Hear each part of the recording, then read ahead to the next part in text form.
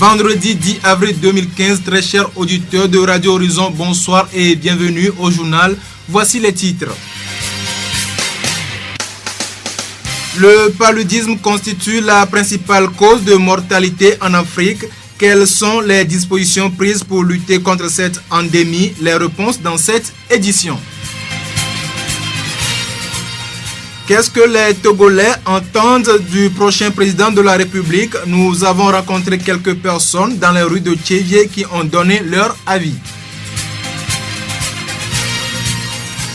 Pour atteindre la souveraineté alimentaire, plusieurs mesures vont être prises pour améliorer la productivité et le rendement.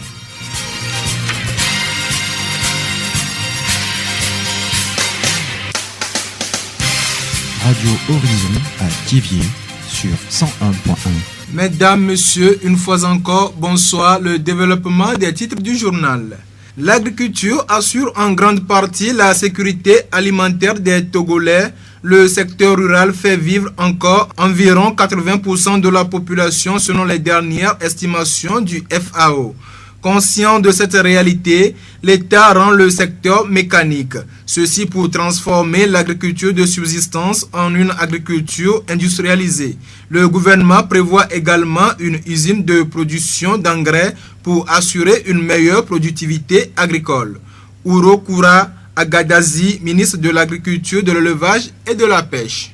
Il va mettre sur le territoire une usine de production d'engrais et l'engrais sera distribué en tenant compte de la nature du sol. C'est ce qu'on appelle un engrais sur mesure pour faciliter d'abord les activités au niveau des zones, permettre aux paysans de passer de 1 tonne 5 à l'hectare à 5 tonnes, pourquoi pas 10 tonnes à l'hectare. C'est déjà un gain au niveau des paysans en termes de temps, en termes de rentabilité, en termes de réduction du coût à l'exploitation. Le deuxième avantage, c'est que les opérateurs qui veulent investir sur le territoire n'ont plus à engager des actions pour lever des expertises internationales pour venir faire une analyse de sol. On a déjà une carte disponible qui fera l'objet de diffusion aussi bien au niveau national qu'au niveau international. Pour Ahmed Amin Tanville, PDG de la Société marocaine des fertilisants, l'expérience du Maroc va servir d'exemple pour le Togo. Les sols seront désormais étudiés avant l'utilisation d'engrais. Amin Tanville.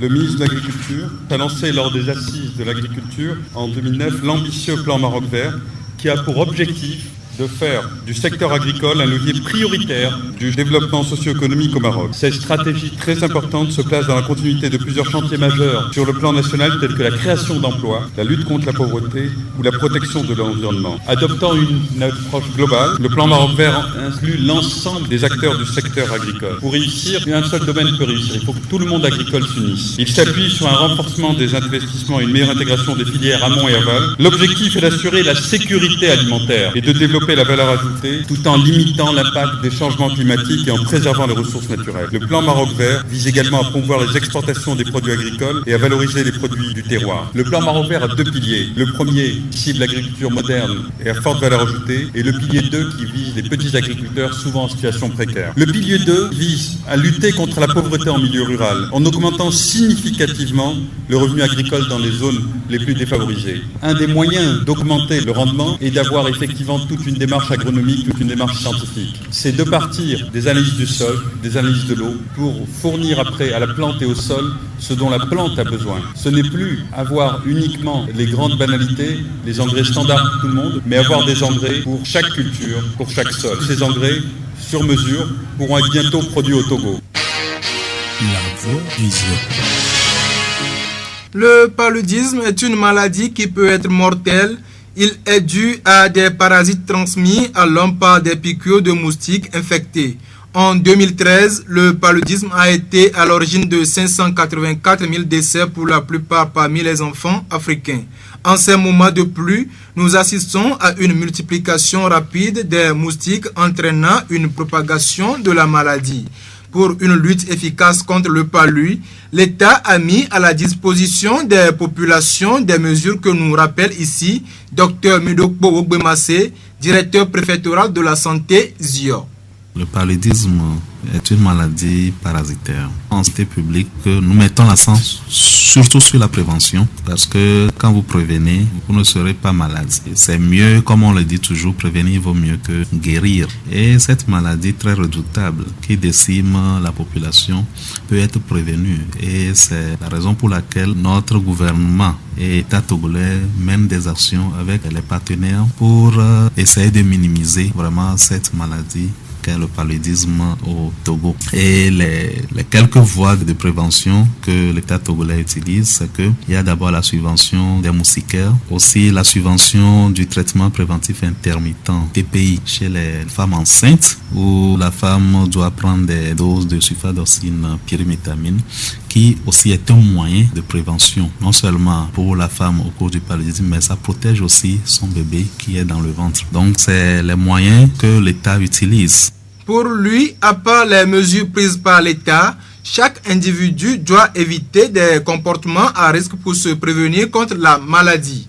Nous-mêmes, dans nos ménages, nous devons utiliser la moustiquaire, utiliser les grilles anti-moustiques et aussi assainir notre environnement. Les boîtes de conserve utilisées que nous laissons dans la cour sur les dépotoirs, les eaux dormantes qui stagnent dans notre cour et surtout comme c'est en période de pluie, il y a quand même de ces étangs d'eau qui stagnent pendant des semaines avant de se tarir. Donc ça constitue vraiment des gîtes lavaires, c'est-à-dire que les larves de moustiques peuvent vraiment se multiplier là-bas. Aussi, quand les cultures commencent, surtout avec le maïs, tout ça là, vous savez que les épis de maïs constituent également des gîtes lavaires. Donc, nous devons, en cette période, vraiment assainir notre environnement et aussi utiliser la moustiquaire.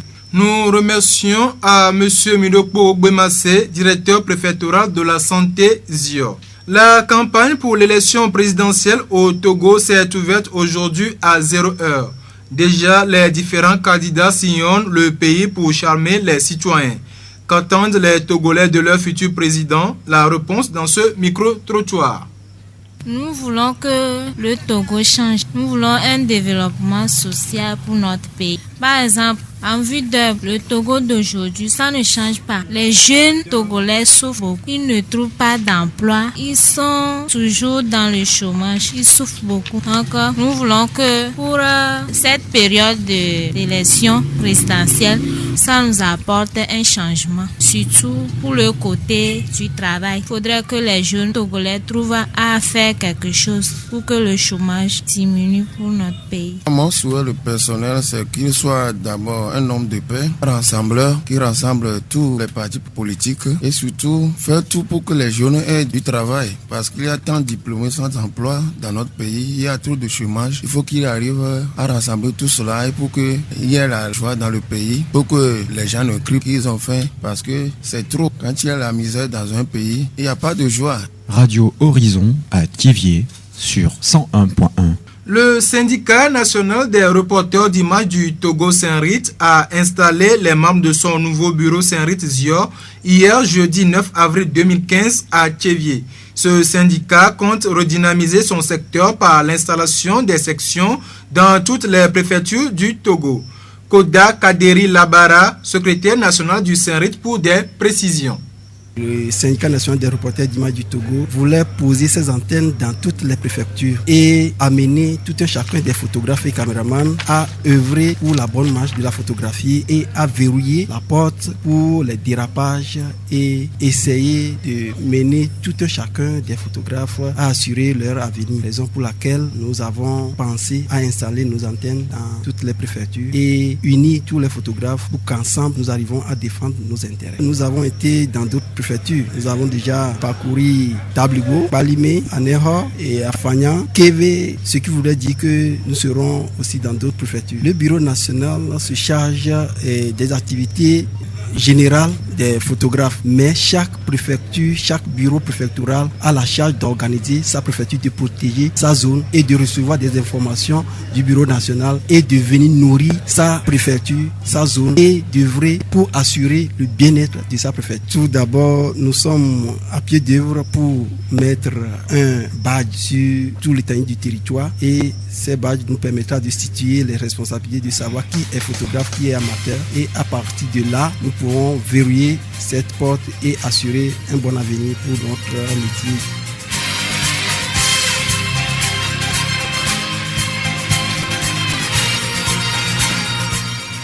Votre vie ne s'améliore pas par hasard, elle s'améliore par le changement. Sur cette pensée de Jim Rohn, nous refermons ce journal. Merci de l'avoir suivi. Merci à toute l'équipe de la rédaction. Présentation, Pascal Woglo. Réalisation, Gaëtan Amouzou. Très bonne nuit à vous tous et très bon début de week-end et au revoir.